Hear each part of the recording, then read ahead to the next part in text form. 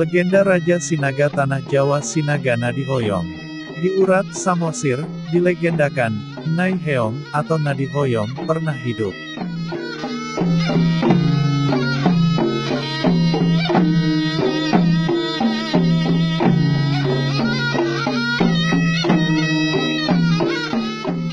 Dia memiliki 3 putra. Yang termuda, Simula Raja, melakukan perjalanan ke Simalungun dan memasuki wilayah yang sekarang disebut Tanah Jawa di Kampung Limbong, tempat Dolok Panribuan sekarang berada.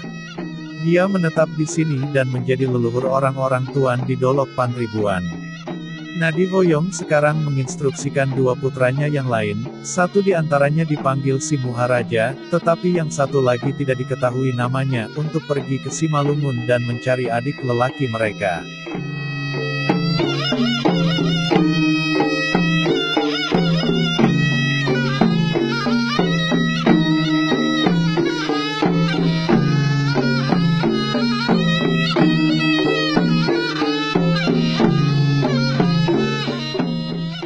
Mereka menyeberangi Danau Toba dan mendarat di Sipolha, dari mana mereka melanjutkan perjalanan ke arah timur.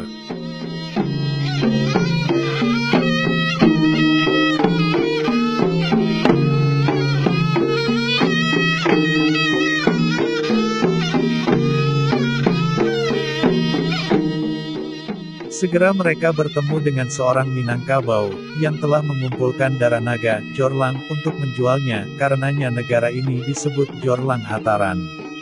Yang lebih tua dari kedua bersaudara itu menetap di sini dan menjadi leluhur para tuan Jorlang Hataran. Karena itu keturunannya dikatakan sebagai marga, Nadihoyong Hataran. Kakak laki-lakinya menyuruh Simuharaja melakukan semua jenis pekerjaan. Dia harus mengumpulkan rotan untuknya, memotong rumput untuk kudanya, dan melakukan kegiatan lain seperti itu. Muharaja tidak menyukainya, jadi dia memutuskan untuk meninggalkan Jorlang Hataran dan mengikuti pengumpul rotan Minangkabau dalam perjalanannya.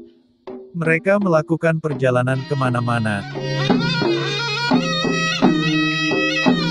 termasuk ke Jawa. Simuharaja mengambil beberapa tanah dan air bersamanya dari pulau ini, dengan tujuan mengusir saudara lelakinya dari Jorlang Hataran setelah kembali ke Sumatera.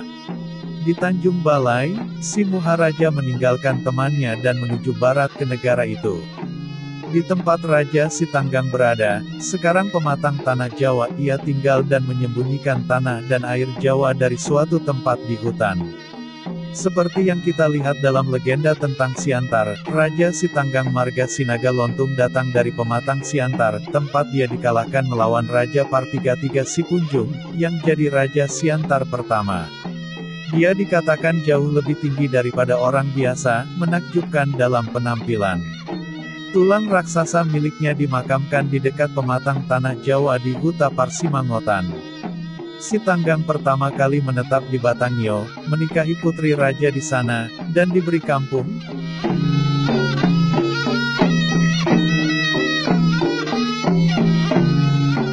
Kemudian pindah ke pematang tanah Jawa, di mana kemudian dikenal sebagai Raja Batangio. Di kampung itu Simuharaja datang dengan tanah dan air yang dibawanya. Simuharaja dibawa ke hadapan Raja Sitanggang, yang menanyakan dari mana asalnya. Dia menjawab bahwa dia adalah orang asing dan tersesat di hutan. Raja Sitanggang kemudian mempekerjakannya untuk mengambil bagot, anggur aren, di hutan. Suatu hari Simuharaja melihat seekor tupai, wujud, di salah satu anak tangga di pohon nira, disebut bagot, dari mana dia mengambil bagot, yang adalah tuak. Dia kemudian membuat potongan bambu, todik, dan tupai itu ditangkap olehnya. Tetapi ketika Simuharaja mendekat, hewan itu berbicara dengan suara manusia, Torgotok, Torgotok, ada bambu besar, yang melengkung, menarik ke atas dan menekan ke bawah dan mencubit ekor saya. Simuharaja sangat terkejut mendengar bahwa seekor tupai dapat berbicara. Karena binatang itu telah minum semua bagotnya, ia kembali ke raja tanpa membawa minuman pada siang hari. Raja Sitanggang sangat marah tentang ini. Tetapi Simuharaja memberitahu raja apa yang telah terjadi dan karena itu dia tidak bisa menahannya.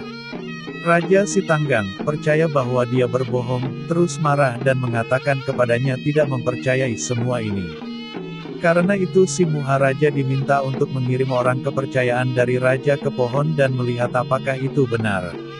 Kemudian Sitanggang bersumpah bahwa jika memang ada tupai yang bisa berbicara, si Maharaja akan diangkat jadi raja tanah Jawa, tetapi sebaliknya ia akan dibunuh dan dimakan. Raja Sitanggang kemudian mengirim Hula Balang terpercaya, yang mengkonfirmasi kata-kata si Maharaja, tetapi Raja Sitanggang masih tidak mempercayainya. Kemudian dia mengirim permaisurinya, Huang Bolon, tetapi dengan hasil yang sama, sampai Raja Sitanggang akhirnya pergi sendiri dan tidak bisa lagi menyangkal kebenaran. Dia sangat malu, tetapi dia diam dan tidak menuruti sumpahnya. Sekarang dia datang dengan tipu muslihat untuk menyingkirkan si Maharaja. Dia melilitkan kain sutra di sekitar cabang pohon sehingga tampak seperti ular. Dia bertanya kepada si Maharaja apa itu, dan dia menjawab bahwa dia pikir dia melihat seekor ular. Sitanggang lalu berkata bahwa jika itu bukan ular, si Maharaja akan dibunuh, tetapi jika itu memang seekor ular, ia akan segera mengundurkan diri. Dia memerintahkan cabang untuk dipotong, kain jatuh, tetapi segera berubah menjadi ular. Ini adalah Olok Sawah. Karena itu, beberapa orang percaya bahwa nama tanah Jawa berasal dari kata sawah, dan akan menjadi tanah sawah dulu. Raja Sitanggang kembali ke rumah dengan malu. Si Maharaja sekarang mengingatkannya pada sumpahnya dan mengatakan, tanah tempat saya berdiri adalah tanah Jawa dan air itu adalah air dari Jawa. Perkataan itu terlalu keras bagi Sitanggang dan dia menantangnya untuk berkelahi, tetapi bahkan sekarang dia tersudut dan terbunuh. Si Maharaja menjadi raja negara, yang sekarang disebut Tanah Jawa. Orang-orang mengklaim bahwa tanah yang dibawa dari Jawa pada awalnya sangat kecil, tetapi sekarang tahun 1926 telah berkembang menjadi sekitar ukuran 8 meter persegi. Di pematang tanah Jawa masih ditunjukkan di mana tanah itu berada. Desas-desus bahwa si Maharaja telah menjadi raja tanah Jawa mencapai Dolok Panribuan, di mana saudaranya telah menjadi raja Sinaga tanah Jawa.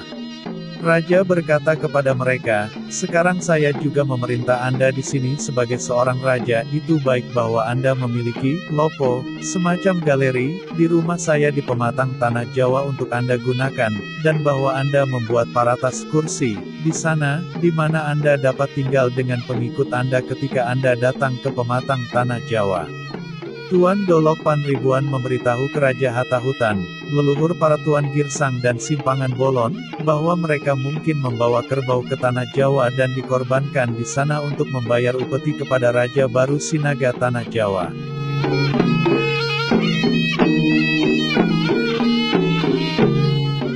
Mereka kemudian pergi ke pematang tanah Jawa ketika Tuan Dolok Panribuan, sampai di tempat itu, menggenggam tangan si Maharaja dan berteriak, kamu telah menjadi raja kami. Tuan Jorlang Hataran menempatkan saudara mudanya, si Maharaja, di atas kursi dan juga menyatakannya sebagai raja. Catatan, masih ada adat di tanah Jawa bahwa ketika melantik raja, kepala Girsang dan Simpangan Bolon harus membawa kerbau, korbo Panraja. Tuhan Dolok Panribuan harus memimpin raja ke tempat duduknya, Paratas, dan Tuhan Jorlang Hataran menempatkannya di sana. Adat juga menetapkan bahwa Tuan Dolok Panribuan harus memiliki, lopo, di rumah raja sendiri dan disediakan kursi, Paratas untuknya. Hanya Tuan Jorlang Hataran memiliki rumah terpisah di pematang tanah Jawa, seperti halnya para kepala suku dari Girsang dan Simpangan Bolon. Itu, lopo, disebut lopo ujung. Rumah kepala Girsang dan Simpangan Bolon disebut Balai Siporling, tetapi ini tidak ada lagi. Seluruh legenda Sinaga tanah Jawa direkam pada Tarombo, terdiri dari beberapa lembar laklak.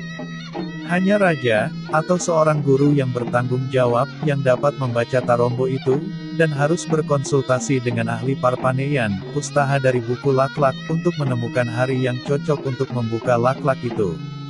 Namun, bagian yang berurusan dengan tupai, tidak boleh dibaca guru itu.